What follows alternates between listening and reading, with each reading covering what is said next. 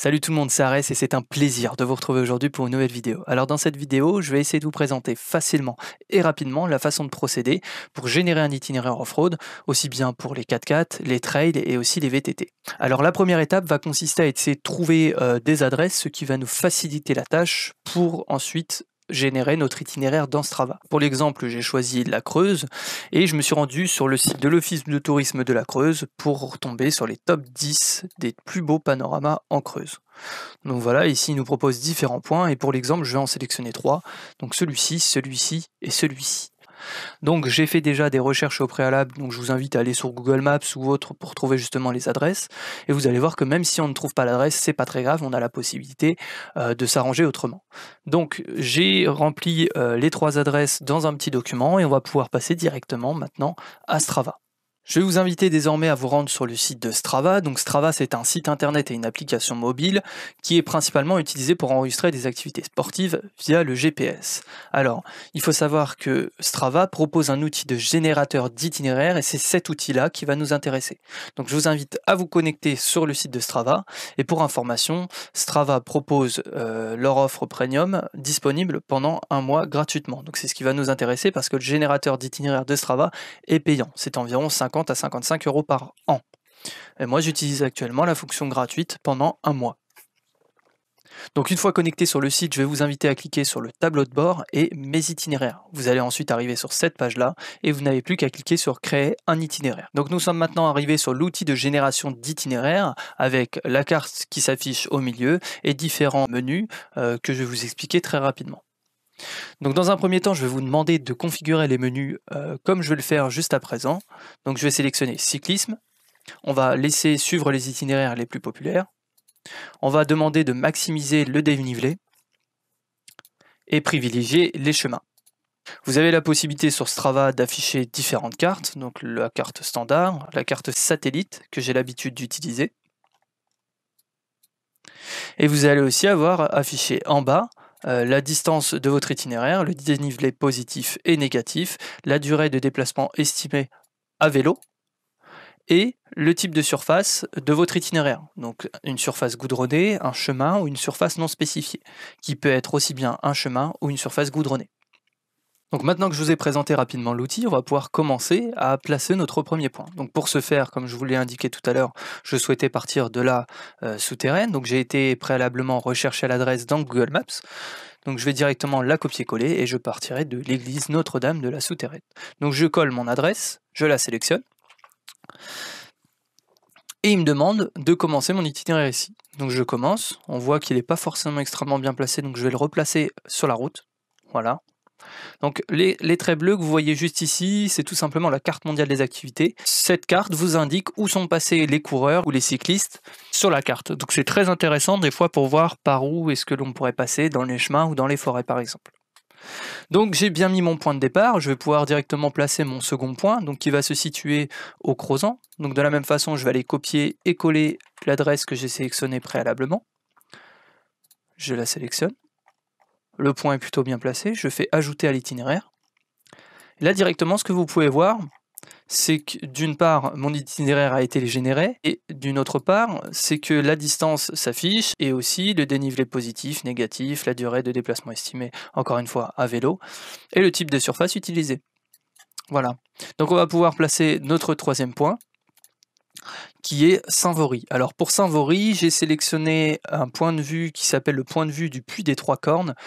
Je n'ai pas trouvé d'adresse et je vais vous montrer du coup comment est-ce que je vais m'en sortir sans adresse. Donc je vais prendre quand même le nom de la ville ou du village que j'ai sélectionné, Saint-Vaury dans la Creuse, et je vais pouvoir me déplacer directement à cet endroit-là pour aller réussir à trouver mon point de vue. Donc j'ai regardé un petit peu où est-ce qu'il se situait sur Google Maps. Donc je sais que mon point de vue se trouve ici, et je vais lui demander d'aller en moto jusqu'ici. Donc j'ai juste à cliquer à l'aide de mon clic gauche, et il va m'ajouter directement mon arrivée. Donc là ici je peux fermer maintenant ce point-là qui ne m'intéresse pas, car je ne veux pas aller à Saint-Vaury, mais uniquement au point de vue qui se situe juste ici. Donc là mon itinéraire complet a été généré de façon automatique, et on peut voir que la distance estimée est de 55,78 km. Donc maintenant, ce que je vous invite à faire, c'est d'aller regarder un petit peu par où est-ce qu'il vous a fait passer, voir s'il n'y a pas des fois des chemins qui sont plus intéressants que d'autres. En général, ce que j'aime bien vérifier, c'est les surfaces non spécifiées pour voir un petit peu où est-ce qu'il me fait passer, voir s'il n'y a pas trop d'erreurs.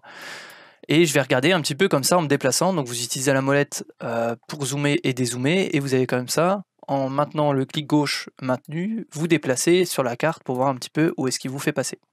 Donc là, par exemple, on voit très bien qu'il nous fait passer par de la forêt. Ici, c'est des chemins. Donc là, c'est une surface non spécifiée. Donc voilà, vous pouvez un petit peu vérifier comme ça, par où est-ce qu'il vous fait passer, et si vous le souhaitez, modifier l'itinéraire qui a été généré. Je vais vous montrer un exemple très simple. On va essayer de trouver un petit bout de forêt. Voilà, par exemple, ici, j'aimerais bien qu'il me fasse passer par cette forêt-là, vous voyez. On peut voir qu'il y a déjà pas mal de monde qui sont passés par là, donc je pense que ce chemin est pas trop mal.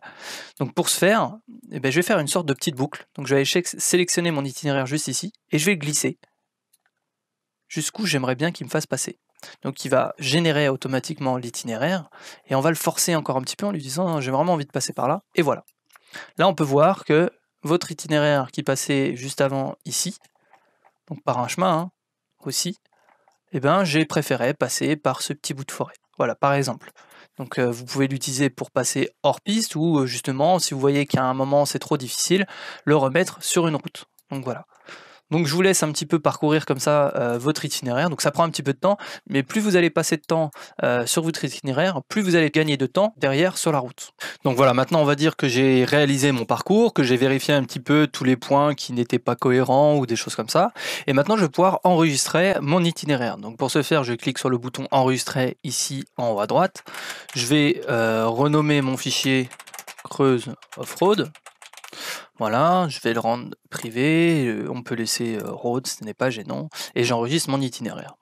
Une fois que vous cliquez sur enregistrer l'itinéraire, vous allez avoir ici un petit résumé des informations, et vous allez retrouver votre parcours avec les différents dénivelés que vous aurez durant le parcours. Nous, ce qui va nous intéresser, c'est l'option enregistrer en GPX. Donc on va enregistrer directement en GPX. Je fais OK. Et maintenant, j'aimerais vérifier un petit peu plus en détail mon itinéraire. Et pour ce faire, je vais avoir besoin de Google Earth. Le problème avec les fichiers GPX, c'est qu'ils ne sont pas lus par Google Earth. Je vais tout simplement devoir transformer mon fichier GPX en un fichier KML qui est lu par Google Earth. Donc pour ce faire, je vais me rendre sur Google, je vais taper GPX to KML. Je prends le premier site qui vient et je vais aller ici glisser mon fichier GPX que je viens de télécharger. Donc ici, vous laissez cocher toutes les options et vous faites Convert. Le fichier a bien été créé et il vous suffit maintenant de le télécharger. Donc là ici, je me tape une petite pub, c'est cadeau. Vous attendez quelques secondes et vous allez pouvoir enregistrer le fichier. Une fois que le fichier est enregistré, je vous invite à aller sur Google Earth et cliquer sur le petit pictogramme ici, le pictogramme projet. Et il va vous inviter à ouvrir un projet. Donc vous cliquez sur le bouton importer un fichier KLM et vous allez sélectionner directement votre fichier KLM. Voilà, donc là je viens d'importer à l'instant mon fichier KLM, on retrouve bien nos titres Creuse Offroad, et comme vous pouvez le voir, il n'y a aucun tracé qui s'affiche. Donc pour ce faire, vous allez dans Tracks, vous cliquez sur la petite flèche ici, et vous allez cliquer sur l'œil ici pour afficher votre itinéraire. Donc on voit bien qu'on retrouve notre itinéraire qui part bien de la souterraine, qui passe par le Crozant et qui finit ici sur le point de vue. Et maintenant je vais vous inviter à zoomer, donc toujours avec la molette, pour aller suivre un petit peu votre tracé. Donc là l'avantage de Google Earth, c'est que je suis en 3D, donc à l'aide de la molette, en maintenant appuyé, je vais pouvoir voir un petit peu s'il y a du dénivelé. Donc ça reste la Creuse, donc rien d'impressionnant. Mais en tout cas ça va nous permettre justement de voir un petit peu par où passe notre itinéraire. Ce que j'aime bien regarder un petit peu, c'est tous les terrains off-road, voir si c'est des chemins carrossables. Donc là, ici, on peut voir que c'est un chemin carrossable sur lequel une voiture pourrait passer. Et justement, je vais essayer d'éviter les chemins comme ça qui pourraient être barrés par une barrière, par exemple. Donc là, ici, on peut voir que je vais passer sous la route. Donc n'hésitez pas, quand vous avez des doutes, à utiliser ce petit bonhomme ici, le placer sur la route, pour voir un petit peu justement si ce passage est réalisable ou pas. Donc là on peut voir qu'on va passer ici en moto, j'estime qu'on passe sous la route juste là, et je vais avancer un petit peu pour voir si le chemin existe bien, et voilà, on peut retrouver juste ici le chemin. Donc c'est un chemin que je vais emprunter. Je vais pouvoir recliquer sur le petit bonhomme pour revenir à la vue 3D et vue du ciel. Donc ensuite, il va nous faire passer par la forêt. Voilà, là je vais essayer de voir un petit peu par où est-ce qu'il me fait passer. Donc là, pareil, il va me faire passer par ce chemin-là, il n'y a pas de barrière, donc je peux continuer. Et voilà, je vais vous inviter à faire ça tout du long. Ça prend un petit peu de temps, mais plus vous passerez de temps sur votre itinéraire, plus vous en gagnerez sur la route ou hors route. Voilà, tout simplement. Donc là, j'ai pas l'impression qu'il y a d'énormes difficultés. Par la même occasion, je peux essayer de regarder s'il n'y a pas des passages qui sont peut-être plus sympas. Donc là, voilà, je vois qu'il y a une rivière. Peut-être que je pourrais me dire, essayer de passer par ce chemin-là. Enfin voilà. Vous avez la possibilité de modifier l'itinéraire comme vous le souhaitez à partir de Strava. Donc c'est vrai qu'il faut jongler un petit peu entre les deux, tout en cliquant par exemple juste sur ce bouton modifier. Il faut jongler, mais bon, une fois que vous avez le coup de main, après ça va relativement vite. Donc voilà, là comme vous pouvez le voir, j'ai pas beaucoup travaillé hein, sur l'itinéraire qui m'a été généré par Strava, donc on passe quand même pas mal par la route, à savoir que moi quand je réalise des tracés, en général j'essaie de passer au moins 50% en route.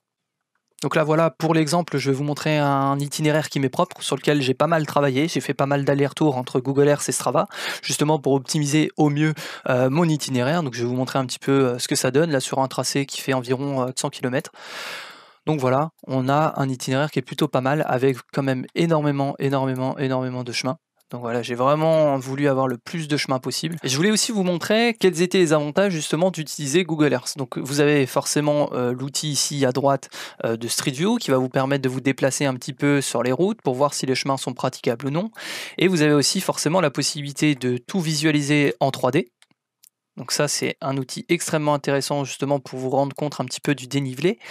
Et pour exemple, il y avait Strava qui voulait me faire passer par un chemin un petit peu compliqué, qui était juste ici. Donc pour afficher les tracés et les chemins dans Google Earth, je vous invite à cliquer sur le bouton juste ici, style de carte, et afficher tout. Et l'avantage de cet outil-là, c'est qu'il va vous montrer justement les chemins qui sont plus ou moins praticables, en général à pied. Et du coup, Strava voulait me faire passer par ce chemin-là, et je me suis rendu compte que ce chemin était accessible par Street View. Et vous allez voir que ce chemin n'était pas accessible en moto, du moins pas accessible en essayant de respecter les règles imposées par l'ONF notamment. Voilà, donc c'est pourquoi je trouve que l'outil Google Earth est extrêmement complet pour ce qu'on a envie de faire. Et justement, il m'a bien aidé pour pouvoir générer mon parcours et voir un petit peu si je passais pas n'importe où. Voilà, j'ai essayé de faire du mieux possible.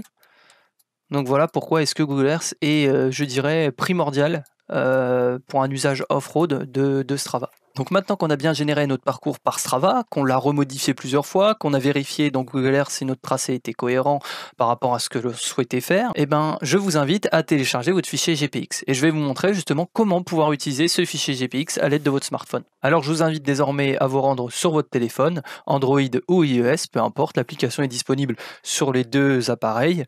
Et je vous invite à télécharger l'application Osmand. Donc cette application, elle va vous permettre de pouvoir utiliser vos fichiers GPX et même hors ligne. Voilà, tout simplement parce qu'on va télécharger la carte sur laquelle vous allez parcourir votre itinéraire. Donc moi, pour gagner un petit peu de temps, je l'ai déjà installé. Je vais l'ouvrir juste maintenant. Donc quand vous arrivez sur l'application, vous avez juste à cliquer sur le bouton démarrer. Il va rechercher la position à laquelle vous vous trouvez. Donc moi actuellement je me retrouve dans la Marne, mais c'est pas ce qui m'intéresse pour notre cas, parce que nous on veut naviguer dans la Creuse. Donc je vais sélectionner une autre région, donc dans Europe. Ensuite je vais aller dans France et je vais sélectionner la région Nouvelle-Aquitaine. Donc voilà. Donc là il me propose de télécharger deux cartes, donc la carte standard et la carte routière uniquement. Moi je vais prendre la carte complète. Donc voilà, je clique sur le bouton pour la télécharger. Comme vous pouvez le voir ici, il m'affiche que j'ai déjà téléchargé une carte. Dans la version gratuite de Osmand, vous avez la possibilité de télécharger cette carte. Pour moi, j'ai jamais été restreint par cette fonctionnalité-là dans la version gratuite, mais voilà, c'est quelque chose qu'il faut prendre en compte. Donc à savoir que les cartes pèsent quand même un petit peu en termes de mégabits, donc ayez suffisamment de place dans vos téléphones pour pouvoir télécharger ces cartes. Donc moi je vais laisser le téléchargement se terminer, je vais retourner sur mon accueil. Alors à présent je vais vous inviter à configurer votre profil. Donc pour ce faire c'est très simple, vous cliquez sur le petit menu burger ici en bas à gauche et vous allez cliquer sur la petite flèche juste ici et gérer. Donc ici, vous avez déjà des profils qui sont prédéfinis. Actuellement, je ne vais utiliser aucun de ces profils, donc je vais pouvoir tous les désactiver.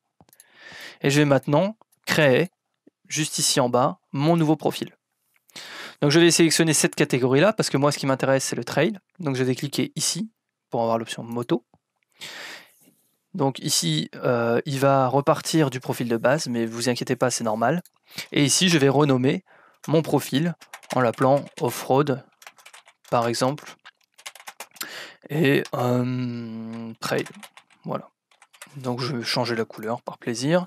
Je vais prendre une petite icône de moto et je fais enregistrer. Voilà. Donc je viens bien de créer mon profil off-road trail et je veux pouvoir justement paramétrer ce profil. Donc je vais vous inviter à aller dans les paramètres généraux et je vais essayer de vous guider pour vous montrer quelles options est-ce que vous devez cocher ou non. Donc ici, orientation de la carte, je vous invite fortement à mettre dans la direction du déplacement. Voilà. Vous pouvez centrer l'écran sur la position actuelle et j'applique uniquement à off-road. Comme ça, mes autres profils, auto, vélo ou autres, ne seront pas impactés par ce changement. Le thème de l'application, je le laisse en clair, ça me va très bien. Je vais choisir l'orientation de l'écran en portrait, tout simplement parce que je vais utiliser mon smartphone, donc ça sera plus simple pour moi en portrait. Et même avec les mouvements, je suis sûr qu'il ne passera pas en paysage. Voilà. Je laisse ces options par défaut, et je vais pouvoir maintenant retourner à l'aide du bouton précédent pour modifier maintenant mes paramètres de navigation. Je vais paramétrer l'itinéraire. Je vais lui demander d'éviter les routes à péage, éviter les autoroutes, et c'est tout. Je vais lui demander de privilégier les routes non revêtues, et j'applique. Je fais précédent. Au niveau des alertes visuelles, je vais désactiver pour ma part les alertes visuelles qui ne m'intéressent pas. Je les désactive complètement.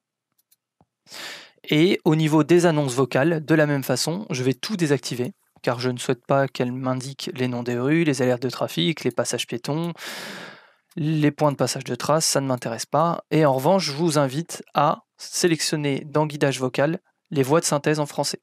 Voilà.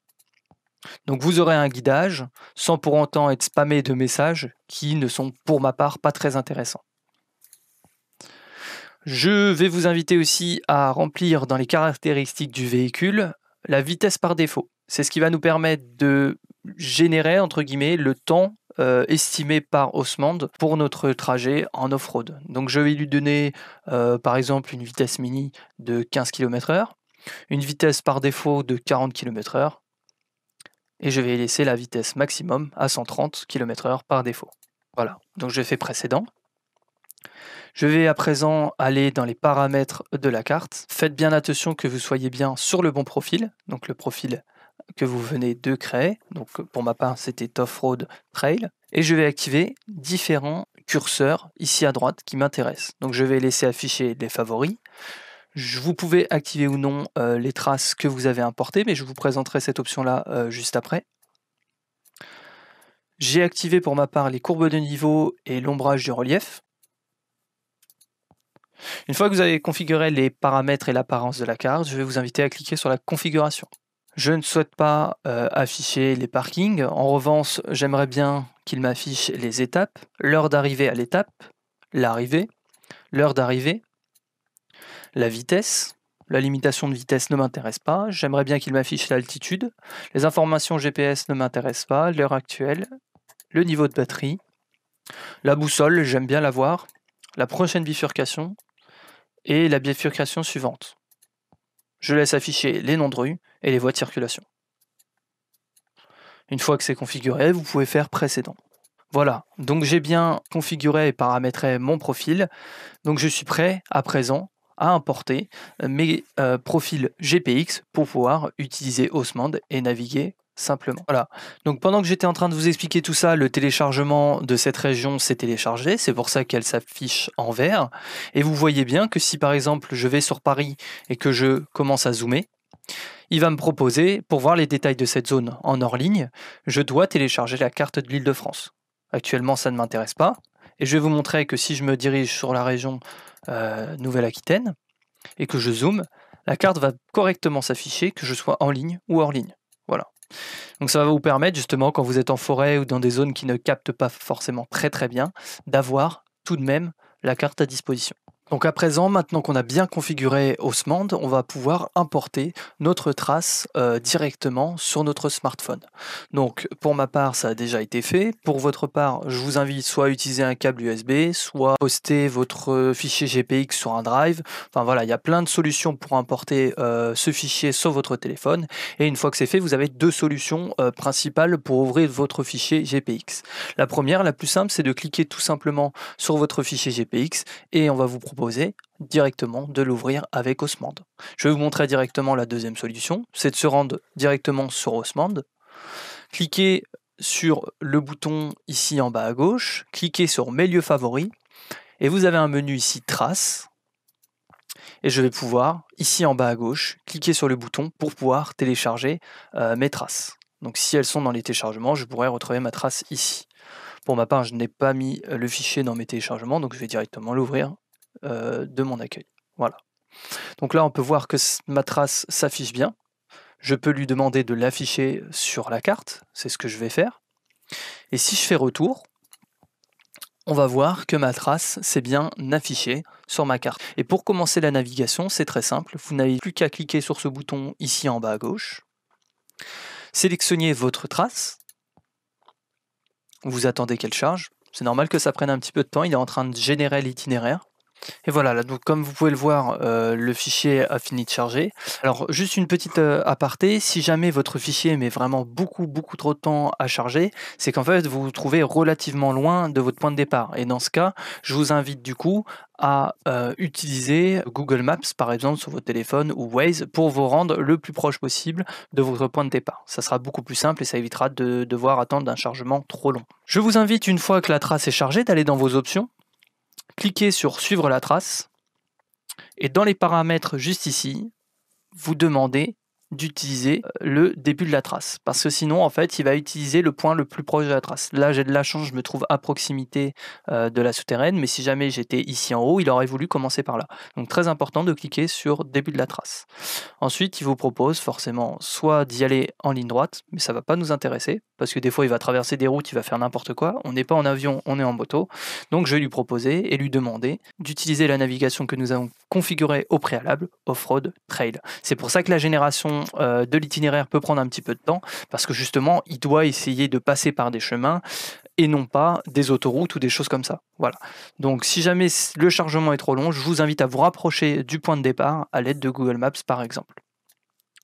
Une fois que vous avez configuré ça, vous pouvez fermer et vous n'avez plus qu'à cliquer sur démarrer. Donc là on peut voir que ma trace, si vous vous rappelez bien, elle faisait environ 55 km, mais vu que mon point de départ est ici, j'ai environ 68 km à parcourir. Voilà, tout simplement.